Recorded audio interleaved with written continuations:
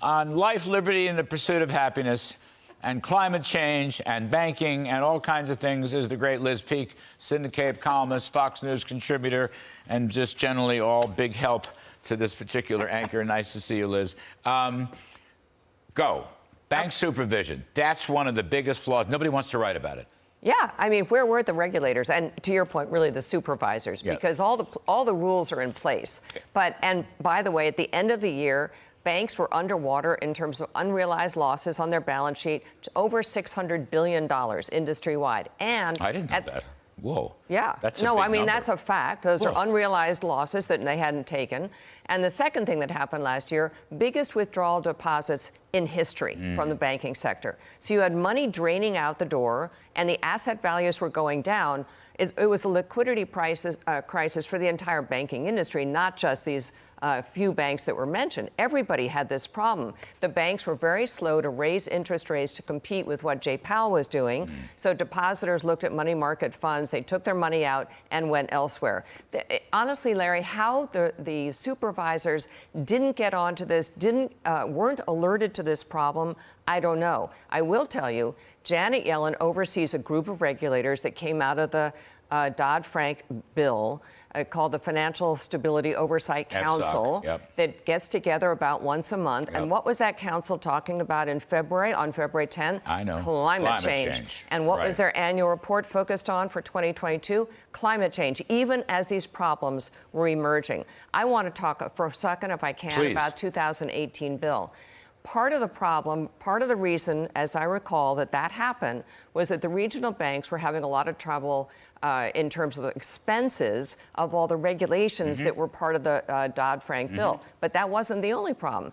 Because of that, because they couldn't compete, the biggest 5 banks got bigger and bigger. The concentration in the too-big-to-fail sector banks became untenable. So people rightly said, well, wait a minute, do we really just want, at the end of the day, only 5 banks in America? No, we want these other smaller banks not to have these onerous regulations. By the way, people don't realize supervisors are in the offices of these banks. It's not like they're all off in D.C. kind of doing spreadsheets. They're actually embedded in the banks. They should know exactly what was going on. What about the West Coast? I do not understand this.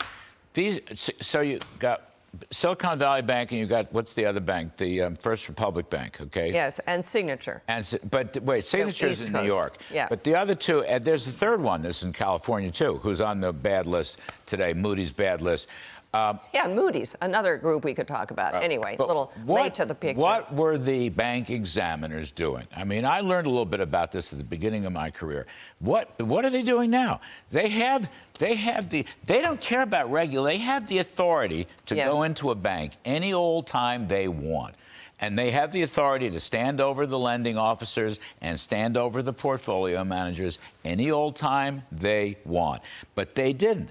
And I also want to throw in this. It may be a cheap shot, but I'm in a cheap shot mood about this story.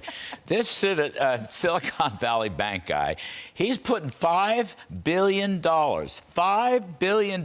He's got total capital of $15 billion. He's got a $5 billion loan he's put into a climate fund that nobody ever heard of. The thing hadn't even started up, and he was going to be the seed corn. Really? Where were they, San Francisco Fed, on that? Where was the bank examiner standing behind the chair of the CEO?